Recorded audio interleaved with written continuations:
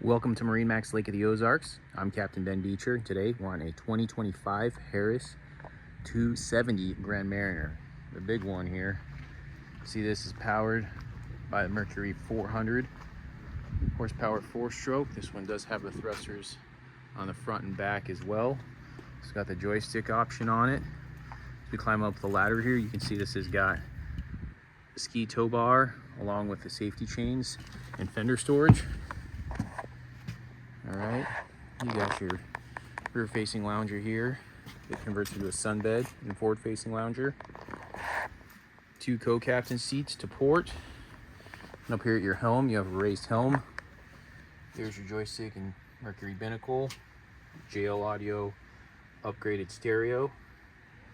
There's your dual SIMRAD screens showing just under 30 hours of engine runtime. Ottoman and then table right there. In-floor storage and a lot of seating in this bow here. A lot of seating. This boat will hold a lot of people, up to 12 people, it says on the sticker.